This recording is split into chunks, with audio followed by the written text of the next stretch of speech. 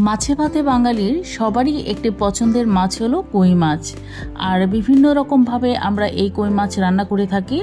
আর আজ আমি শেয়ার করব নবাবী কইয়ের একটি অসাধারণ রেসিপি, যেটা কিনা যে কোনো অনুষ্ঠানে বা উৎসবে আয়োজনে বা বাড়িতে গেস্ট এলে খুব সহজেই তৈরি করে নিতে পারবেন খুবই সামান্য উপকরণ দিয়ে।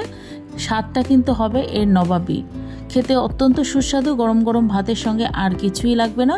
আসুন দেখে নেওয়া যাক কী করে খুব সহজে এই নবাবী কই মাছ তৈরি করে নেওয়া যায়। এখানে আমি 4 পিস মিডিয়াম সাইজের কই মাছকে ভালো করে ধুয়ে পরিষ্কার করে নিয়েছি। আর মাঝে একটু কাট লাগিয়ে নিয়েছি, এতে করে মশলা ভেতরে ঢুকবে আর খেতেও খুব সুন্দর হবে। এবার এতে পরিমাণ মতো লবণ আর হলুদ আমি মাখিয়ে রেখে দেব 15 মিনিটের জন্য।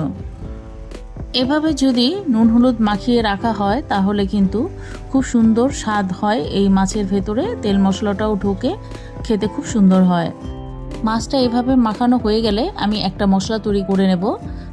তার জন্য এখানে আমি নিয়েছি 1 টেবিল স্পুন পরিমাণ গোটা জিরে, নিয়েছি 7টা মতো গোটা কাজু, নিয়েছি একটা বড় সাইজের পেঁয়াজ আর কয়েকটা কাঁচা লঙ্কা। এটাকে একটা মিহি পেস্ট তৈরি করে নিতে হবে। আর লাগবে আমার টক দই। আমি এখানে 150 গ্রাম পরিমাণ টক দই ভালো করে ফেটিয়ে নিচ্ছি। অবশ্যই করে ফেটিয়ে নিতে হবে, আর এইভাবে ফেটিয়ে নিলে দইটা কিন্তু ফেটে যাওয়ার সম্ভাবনা থাকে না। আর এদিক থেকে দেখুন আমি কড়াই আগে থেকে গরম বসিয়ে দিয়েছিলাম। এবার কড়াই বেশ ভালো করে গরম করে নিয়ে এতে পরিমাণ মতো তেল দিয়ে তেলটাকে বেশ ভালো করে গরম করে নিতে হবে। তারপর মাছগুলোকে ভেজে নিতে হবে। আর কই মাছ কিন্তু বেশি ভাজলে খেতে ভালো লাগবে না, তাই হালকা করে ভেজে নিলেই হবে। দেখুন আমি এরম করে ভেজে নিয়েছি। মাছগুলো কিন্তু আমার ভাজা হয়ে গেল, আমি তেল থেকে তুলে নিচ্ছি।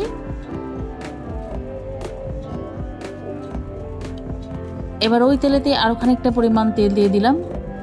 আমি সাদা তেলে রান্নাটা করছি, আপনারা চাইলে কিন্তু সর্ষের তেলেও রান্নাটা করতে পারেন। 1/2 চামচ পরিমাণ ঘি দিয়ে দিলাম। আর দিয়ে দেবো এখানে ফোড়নে এলাচ, দারচিনি, লবঙ্গ, গোটা গোলমরিচ, আর দিয়ে দিচ্ছি শুকনো লঙ্কা, তেজপাতা, আর দিয়ে দেবো 1/2 চামচ গোটা জিরে। এবার ফোড়নটাকে নেড়ে চেড়ে ভেজে নিতে হবে। যখন ফোড়নটা থেকে সুন্দর একটা সুগন্ধ বেরোবে সে সময় আমি এখানে দিয়ে দেব বেটে রাখা মশলাটা, যে কাজুর সঙ্গে যে মশলার পেস্টটা আমি তৈরি করে রেখেছিলাম সেই মশলার পেস্টটা দিয়ে দিচ্ছি। বাটি ধুয়ে খানিকটা জলও দিয়ে দেব।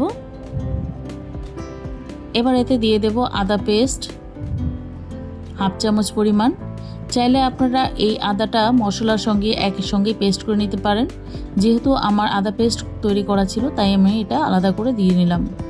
এবার দেখুন দিয়ে দিলাম 1/2 চামচ পরিমাণ হলুদ গুঁড়ো, আর দিয়ে দিলাম 1 চামচ পরিমাণ কাশ্মীরি লাল লঙ্কার গুঁড়ো, আর দিয়ে দিলাম পরিমাণ মতো লবণ, দিয়ে দিলাম চিনি। যেহেতু দইয়ের ব্যবহার হবে তাই মিষ্টিটা অবশ্যই করে দেবেন।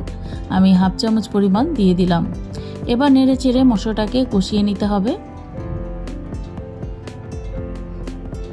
মিনিট 2-3 সময় ধরে মশলাটাকে কষিয়ে নেওয়ার পর দেখুন তেলটা ছাড়তে শুরু করেছে। আরও খানিকক্ষণ সময় কষিয়ে নেওয়া হয়ে গেলে আমি এবার এতে দিয়ে দেব ফেটানো টক দই।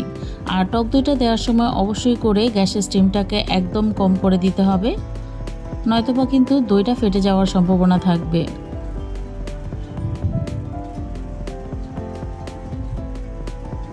দই দেওয়া হয়ে গেলে নেড়ে চেড়ে আরও খানিকক্ষণ সময় এটাকে কষিয়ে নিতে হবে। দইয়ের বাটি ধুয়ে খানিকটা জলও আমি এখানে দিয়ে দিয়েছি।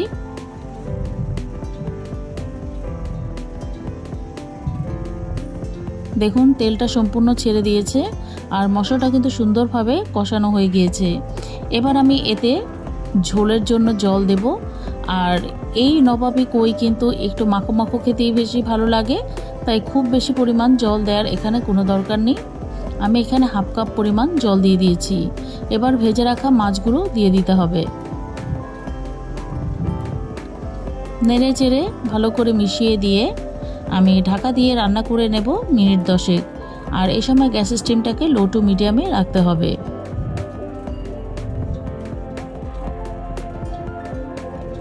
10 মিনিট আমি রান্না করে নিয়েছি। এবার ঢাকাটা খুলে নিয়ে দেখুন মাছটা সুন্দরভাবে সেদ্ধ হয়ে গিয়েছে আর ঝোলটাও কিন্তু অনেকটাই কমে এসছে। হালকা হাতে নেড়ে চেড়ে দিতে হবে।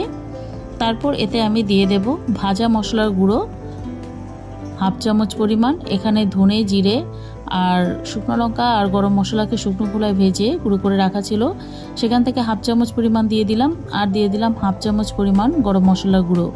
আর দিয়ে দেব কয়েকটা চেরা কাঁচা লঙ্কা। এই চেরা কাঁচা লঙ্কার গন্ধটা খুব সুন্দর হবে এই নবাবী কুয়েতে।